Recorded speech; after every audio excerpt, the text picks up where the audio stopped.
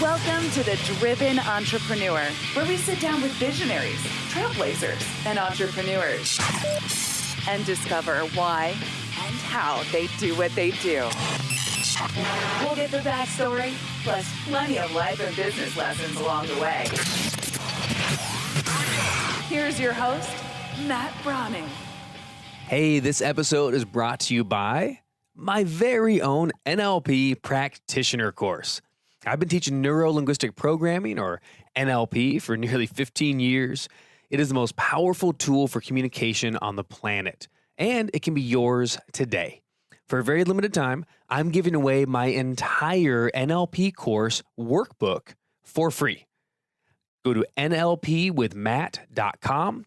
All the patterns, all the tools, and the techniques of NLP in the complete course workbook, the same one that we use to teach our live certification classes, yours free. nlpwithmatt.com. Get it today. Let's get back to the show. Hey, welcome back to The Driven Entrepreneur. It's Matt Brauning, and we are ready to rock with another amazing episode. Now, you are out there being driven, of course. You've been pivoting and figuring out your life, figuring out your business.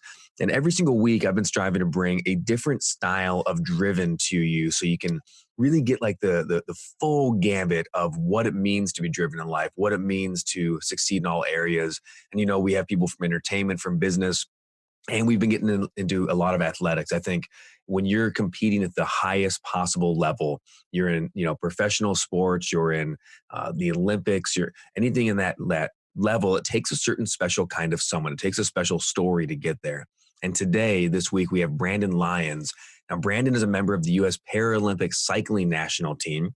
He's a 2020 Paralympic hopeful, and we're going to talk all about the Olympics. We're going to talk about what has been going on with the way the world has been and the shifts for Tokyo 2020 and what it takes to compete at that level and how someone is going to get themselves into the Paralympic competition. And that takes, again, someone very, very special. So without any further ado, please welcome Brandon Lyons. Brandon, are you there, my friend? I am here. Hey, good morning, Matt. Hey, good morning. So where are you still? I know you've been living at the Paralympic, the Olympic Training Center in Colorado Springs for the last 3 years. Are you there now still, or have you moved somewhere else in the wake of all the 2020 craziness? Yeah, so I am actually still here in Colorado Springs at the training center. I decided that it was the best move for me from just a safety standpoint early on, and then just in order to continue to train. The difficult part leading up to this was the uncertainty of, when Tokyo 2020 was going to happen. Was it still going to happen? Was it going to be postponed or canceled? So in the midst of all this uncertainty, I had made the decision to stay here. Currently, right now, we have about 16 athletes that are here at the Olympic and Paralympic Training Center, when typically it's not. 16. Yes, and I would say there's usually around 300 or so here on any given week. Yeah, I was just there visiting a few months ago, getting ready to set up for a leadership conference, and man, there was just athletes everywhere, and it's a very cool vibe, man. Like, if you have the chance to go to the Olympic Training Center, the Paralympic Training Center, you got to go check this out. It's the coolest vibe ever. There's people everywhere. There's training. There's competitions. There's, whether it's mat rolling or they're fencing or they're cycling, the shooting range. I mean, everyone is there. You, of course, have been training there for 3 years. What was it like when you first got into there? And we'll get into your story a little bit in a moment, but what was it like when you first moved there? Is it a little bit kind of like a dorm in a college, or are you excited? Are you scared? Are you like, what's going through your mind when you first decide to go in there full time? Sure. Yeah. And I don't want to go into my story, so I know that we'll kind of hit on that later, but just kind of first impressions, obviously I grew up never expecting to go to the Olympics or going to the Paralympics. And then, having the opportunity to come out here and really just be kind of engulfed in it all, really, that Olympic and Paralympic movement, is extremely inspiring. But it was challenging, going from having your own house, having your own privacy, and then kind of taking a step back and then moving back into a room having a roommate. All of those certain challenges were present with also trying to manage a job. So it was kind of a mix of, very exciting and very grateful for the opportunity to call the training center my home, but just trying to, navigate these changes in my life at this time. What a shift that has to be. And I know that's coming off of just a few months in on the heels of a massive change. When you're growing up, you're obviously going to Tokyo for cycling. Has cycling always been a part of your life, or is that something that you got into later on? What was your, I guess I'll say, athletic ambitions as a kid? For me, I wasn't athletic at all. I didn't do any sports as a kid. Not until I was 19, I started rock climbing. And then all of a sudden I got into a whole different world of like solo sports. That's my story. What were you like as a kid? Were you always into that? Or is this something that kind of happened later in life? Yeah, so I was always an athlete growing up. I mean, I played almost any single sport you could imagine as a kid, all the way through college, but was very team oriented. So lacrosse, football, basketball were essentially the sports that I played through high school, and then started to play lacrosse for a few years in college at Penn State. But never really got into the individual sports until really post graduation of college. I moved down to Washington, D.C., and had started a career and really got into running. Again, not really a cyclist my entire life growing up, but with the certain circumstances that I had happen in my life, it transitioned me over into cycling as well. Very cool. And let's talk about, obviously there's a huge difference between training for the Olympics or Paralympics, and generally it's because you have something that makes you different, something that makes you unique. Can you tell me a little bit about, that story? Obviously it's a major part of your life. You had a moment in life that changed everything. A day you went swimming and you came back out with a different viewpoint and everything pivoted. Can you share a little bit of that with us? Yeah, absolutely. So kind of as I mentioned, I graduated college from Penn State in 2012, and had moved down to Washington, D.C., had started a career with Ernst Young. And really for that first, year and a half, I was having the time of my life. My life was really going in the right direction, in the direction that I had kind of worked for my entire life and really had envisioned. And things were going well. I was having a lot of professional aspirations and really meeting a lot of these goals. And then it was a year and a half into my career. I was down at the beach in Ocean City, Maryland, and I mistakenly dove into shallow water. And I broke my back at the T5 and T6 vertebrae level. So that's right around your sternum area, if everyone's unaware, but was left paralyzed instantly. And it was kind of a surreal moment. I tell everyone, I didn't lose consciousness. I remember everything to that point very, very vividly. And I wasn't in a lot of pain or really shock or anxiousness. It was almost more of a surreal feeling and kind of this sense of calm of that strangely came over me to kind of figure out, okay, I know immediately the severity had what happened, but I don't think I was registering exactly what that would mean long term. Being an athlete my entire life growing up, I just envisioned, okay, I can't move. It's just something as an injury like a sprained ankle, and I'll be back, within a few weeks if you give me the chance. So I was airlifted from Maryland to the Baltimore Shock Trauma Center. Strangely enough, with my story, unfortunately, the helicopter that came to airlift me to the Shock Trauma Center didn't have enough gas to get to the hospital that I had to have surgery for. And with a spinal cord injury, it's very important to get to the hospital as quickly as you can to have immediate surgery to stabilize the spine, and then you can move forward. That gives you the best chance of any type of recovery. So unfortunately, we had to stop off at a small hospital in Salisbury, Maryland, refuel. And obviously, since they did the refueling process, we had to take our vitals. I had to get out of the helicopter. And it was up until that point that, I was in full consciousness and was aware of what happened. And I always remember this point of, I could hear the dispatcher on the phone with my mom. And, in the background, I was screaming to her, I'm paralyzed. I'm paralyzed. My life has changed. And at that point, I think my family didn't want to really fully understand or hear it. And again, they couldn't see me. So I don't think they wanted to fully accept it. But to me, that was the point where it really, truly sunk in, was actually expressing that to my mom. And then kind of fast forward, I woke up in the Baltimore Shock Trauma Center when I had been brought back. And that's when I was surrounded by family and friends. And again, seeing all of your loved ones there and the people that really supported you gives you a new meaning and really shows the severity of what's going on, right? So like, again, I was starting to come to grasp of, okay, I'm in this for the long haul. So I spent a few weeks at the Shock Trauma Center. And can I just real quick, right in the middle there? Sure. I mean, clearly you're a very positive guy, and you sort of get to this point of, okay, yeah, I'm coming to grips with what's going on.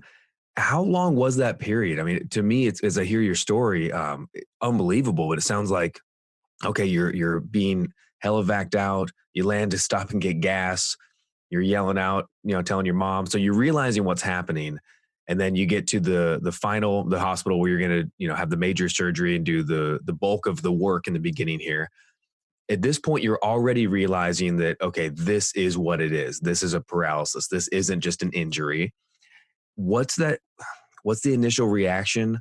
How long does it take for you to, and I think this is a really important aspect for all of us, because certainly we pray that most people don't have to go through what you've gone through, but we all have something that, is going to happen in our lives, something that's going to be a shock, something that we don't want to happen.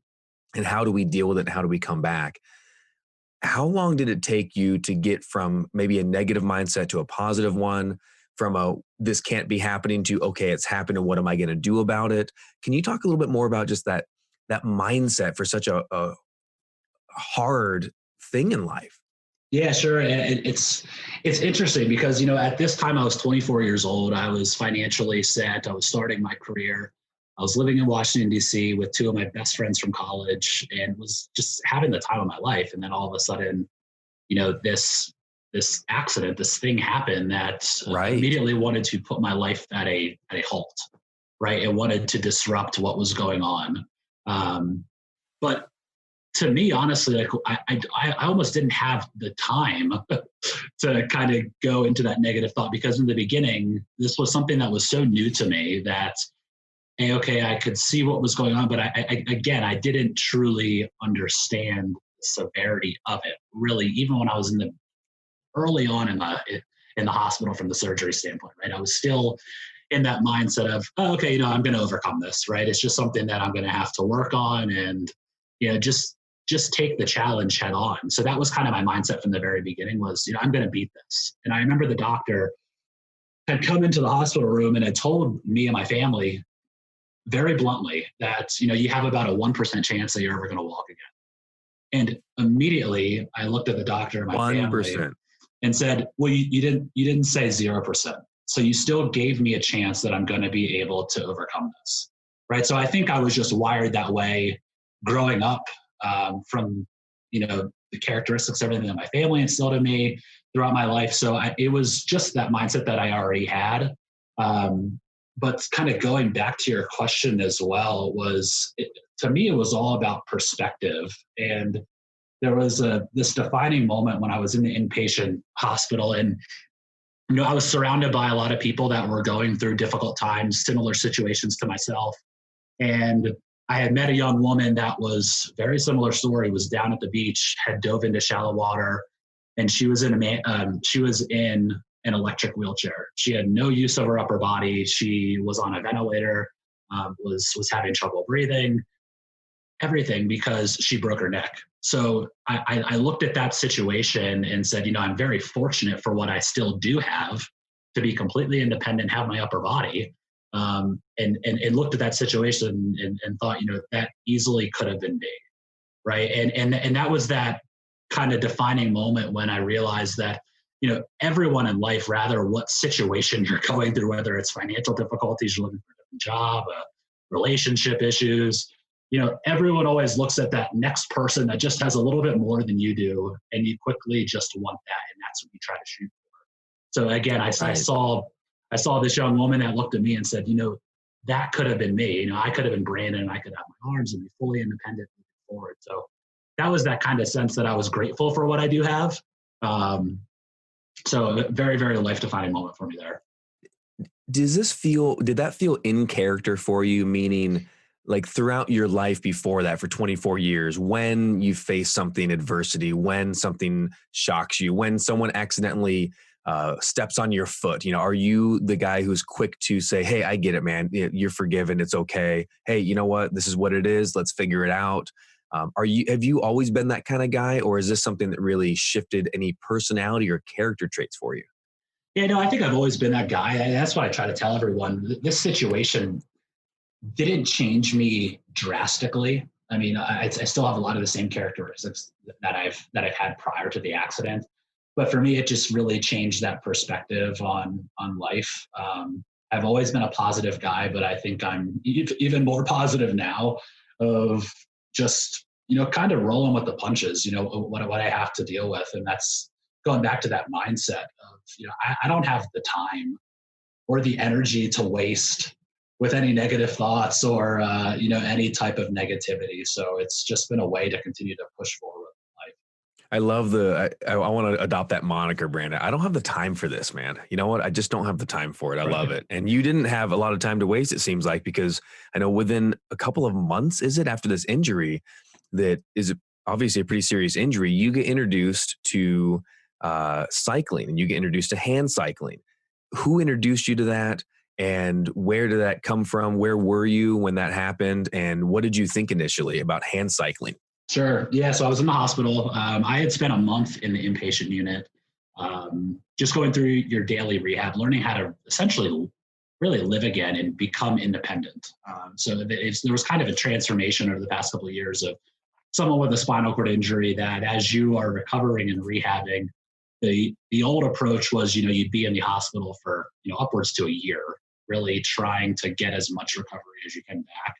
But I think now the model is, we want to get you back into society and get you back out into your normal life, whatever that normal might be. But just getting you as independent as quickly as you possibly can to get you back into society. So I think there's pros and cons to both. But while I was in the inpatient unit, they had all of my therapists, and especially my rec therapist, Mike Henley, had known that I was an athlete my entire life growing up. So wanted to give me an opportunity to get active again and to just show me that, even with, your current circumstances, there is a way to be competitive again and to enjoy the outdoors. And when I was in the hospital, I was in basketball, a lot of different sports, and then was introduced to a hand cycle.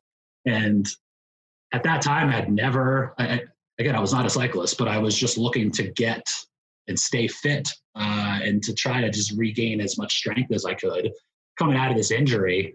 And while I was in the hospital, my friends and family had started a fundraiser for me to get my own hand cycle. So I was discharged from the hospital in July of 2014. And when I came back, I had a hand cycle that was in the garage waiting for me already. So I was very fortunate that way. And I remember the first time I took it out, it was just in the neighborhood, and it was nearly impossible to get out of the driveway. It was like I couldn't even go a couple feet. Well, and this might be a really basic newbie question, but how do you steer and cycle? You only got two hands. Yep. Can you kind of explain to me how it actually works? And then I'm sure there might be a couple of different kinds. Sure. So what did you get? And tell me about that kind of that first day out.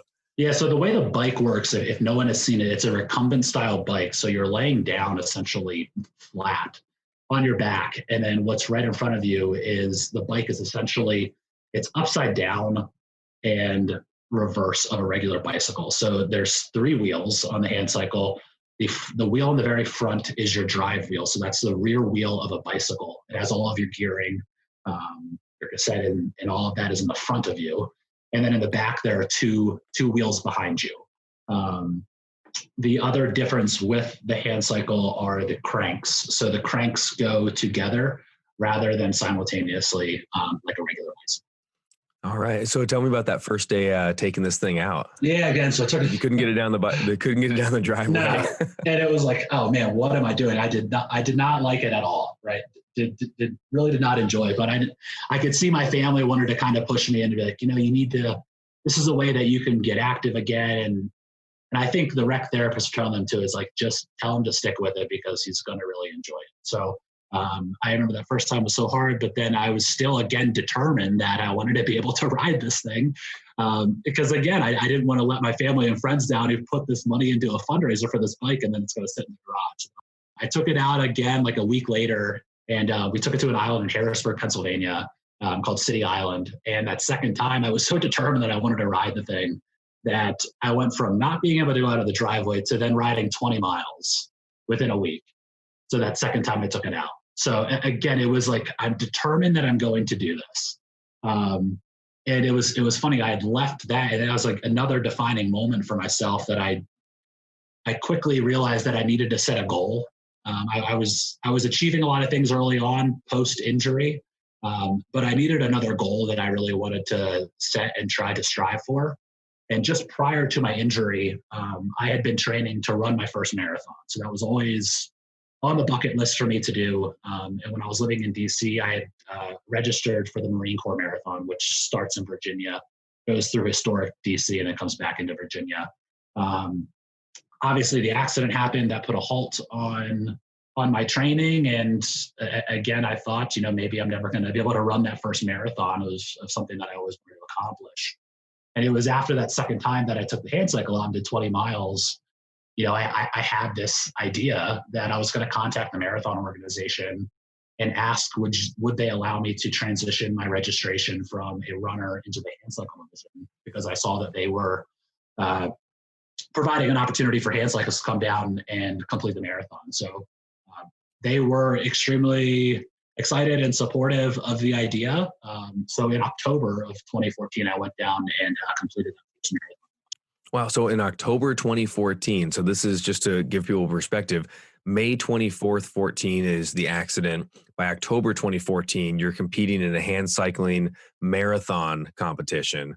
And then you move on and you're getting medaling everywhere. So you start competing. How quickly after that marathon time did you jump into, I want to start competing everywhere I can? Because I could see how some people could say, I just want to go off on a Saturday morning and go cycle for the day and stay active. But you were like, no, this is really cool. Did you catch the bug? Or was there a goal in mind from the beginning of why you're entering? Because you 6-time medalist for the USA Paralympic National Championships, UCI World Cup circuit, 3-time medalist, UCI World Championships medaling, 2-time Pan American Games, which is a huge international game. And then, of course, now Olympic hopeful for the Tokyo 2020. Did you know you had Olympics in your sights from the beginning, or where did that dream come in, if not in the beginning? Yeah, so very interesting enough. I actually didn't leave that marathon saying, I'm going to immediately start competing again. I was still so early on, as you mentioned. So I was 5 months into my injury.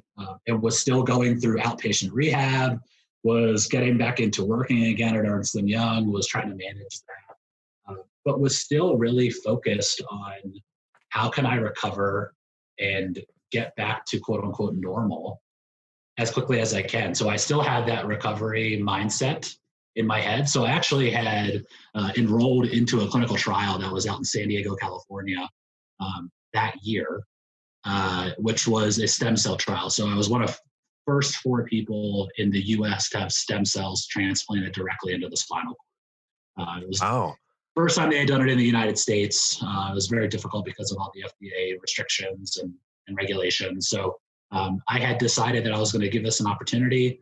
I went out there in July of 2015, so 1 year later, went through the trial. And then part of the trial, I was enrolled in the trial for 5 years, but so I was traveling back and forth from Pennsylvania on a month-over-month basis, and just quickly realized that this was very difficult to try to manage everything. So I actually had relocated out to San Diego, California to be closer to the trial and to continue on a daily rehab schedule being out there. And just the life in San Diego was a lot easier for someone in a wheelchair than it was in Pennsylvania, particularly going through the winters. So being someone new to a wheelchair. So I had gone through that. And, for the first year that I lived out in San Diego, I didn't even have the bike with me. I was completely focused on trying to recover from this injury still. And it wasn't until I met a guy who was out through the program who had a hand cycle and was just talking about different trails that he was going on. And it was when I quickly kind of realized that, I'm out here in San Diego. I should be experiencing San Diego. And what better way to do that than buy a bike?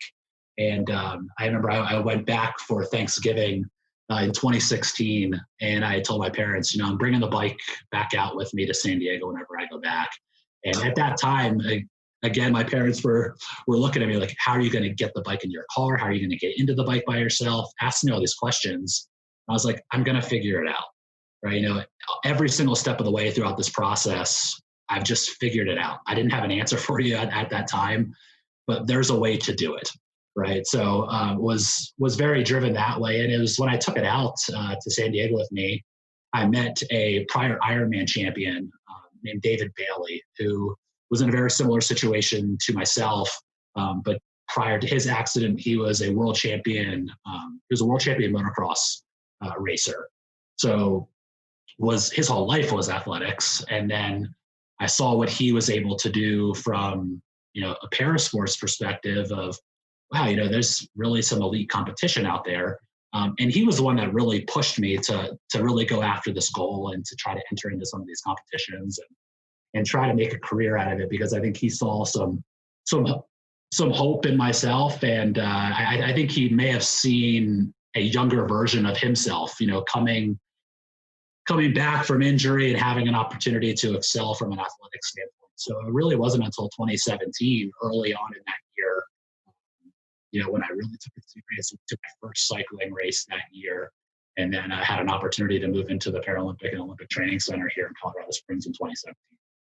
I can see it. You go hang out with a former Ironman champion to go ride the coast of California. I can imagine, hey, you should really think about competing. You should think about getting in there. So let's talk a little bit about training versus pushing yourself is one thing, but training to go to the Paralympics is an entirely other thing. When you move in, and this is so interesting, obviously, that, by the time you move in to the residences, you compete, you do the tryout, and you have to do a tryout just to get acceptance as a residency, right?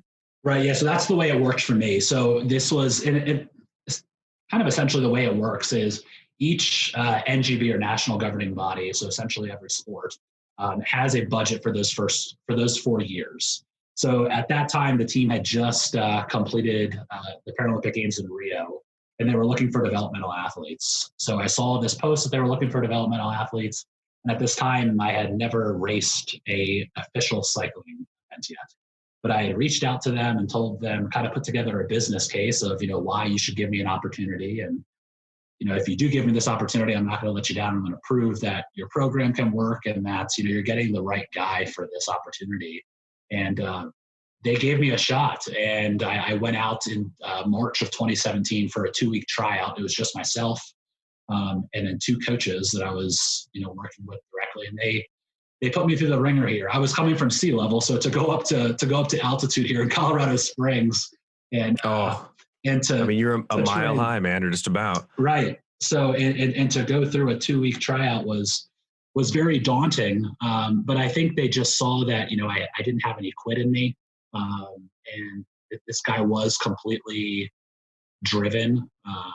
They saw my work ethic from just from my professional side, and then essentially ready to give up everything to really try to chase this dream. And I think that they were looking to really build out their residency program and developmental pipeline leading into Tokyo, because they just came out from Rio and had some athletes retire. So I think they saw an opportunity. So I was very fortunate that I left there in March, and a week later had been notified that I had earned a spot on the residence program and have an opportunity to move into the training center. And ironically enough, the interesting part of my story was I was injured May 24th, 2014. And the first day that I moved into the training center was May 24th, 2017. So to the day, 3 years later. And does that hit you that day? Is that a surreal moment of like, wow, look at what 3 years has been? Or did you recognize that like the next day or something over pizza? No, yeah, no, I knew immediately because especially I was still so early on. So it was like I was always kind of milestones to try to track my progress and make sure that I'm still moving forward. And it was kind of a surreal feeling again. It was almost like everything was coming full circle. This was really meant to be. So I was very, optimistic and really just ready to go. I mean, it was just an exciting opportunity to kind of celebrate and, see how far I've come in just a short amount of time in just 3 years. Of course. Hey, Brandon, as we sort of wind down here together, I want to talk a little bit about Tokyo 2020 and then what's next for you. When you get the news earlier in 2020, of course, as the pandemic had first begun to break out, and we're not sure what's going to happen. And I know, lockdown started happening and it was early in the year, but a lot of people are still hopeful. Hey, summertime, maybe, we'll be back in the summer, we'll be back in the fall. No one knows what's going to happen with Tokyo 2020. It's summertime. Is it going to happen or not? When you get the news that it's postponed and it's going to be next year, it's going to be 2021. Technically, Tokyo 2020 is going to be in 2021. How does it hit you? And what do you do about it? I guess mentally inside to prepare or to process that? Because there's something to this, the title that you have, because, learning, working with Cole McKeel over there and a lot of the other Olympians we've been talking to, you're either an Olympian or you're an Olympic hopeful. And being an Olympic hopeful, there's something to that name, right? There's an identity there's hope in that because you are training towards and you've been accepted and you're going to be there and you're looking forward to it. And it's this day that's going to be in your life. And now it gets postponed for a year. How do you deal with that? And was it the same as you always do? Or did you have anything unique as a reaction? Yeah, that was a very difficult time. And I think everyone's kind of dealing with this, even outside of sport. It's that sense of uncertainty that's not really comfortable. And it was really dealing with that was the biggest challenge. It was just, every single day, all the athletes are still hearing that, one thing on the news that no, the games are going on as scheduled. We're getting emails and communications from, Team USA and then, the IPC and the IOC in general have continued to train as if the games were going to happen. So I was trying not to let any outside factor, come in and create any additional chaos than what was going on. So it was just trying to balance that, but it was really that uncertainty was the most difficult part. So until we actually found out that the games were officially postponed to the following year, I was okay with it. I understood, that we're putting the athletes' safety and well-being, at the very forefront, and that was the priority. But honestly, to be realist with you too, from an athlete's training perspective, you're building up and you're trying to peak for a certain time within a given year, and that's how you're trying to manage your training. And it wasn't until, really just a month ago, I started to really see these numbers coming through, my fitness improving even more. And I could see that all the training that we were putting in over the years, was coming together. And I was, really preparing myself for a good opportunity to make the team. Our trials event was going to be in June of this year to find out who was going to be named to the team. So selfishly, I was frustrated that, these past 3.5 years, all of the time, all of the money, every investment that I put into trying to achieve this goal, well, now it was put on halt, right? So that was challenging at first to try to deal with. But then again, it was going back to that original mindset I just thought of.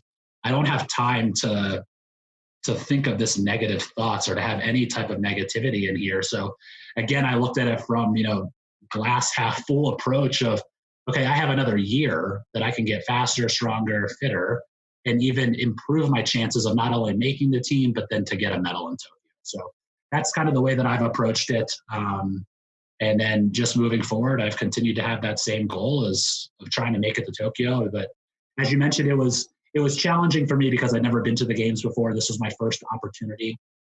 So I'm still trying to put a positive spin on it and have some light But again, it just kind of adds to the story. And, I think for my whole story and the way that I've been able to cope with it is, my entire life I've been dealing with disruptions and have been having to try to find opportunities to be resilient and to overcome this adversity. So still being somewhat young and new, post injury, I think it was just that mindset that I was able to instill the way I was able to from the injury to be able to deal with this latest disruption.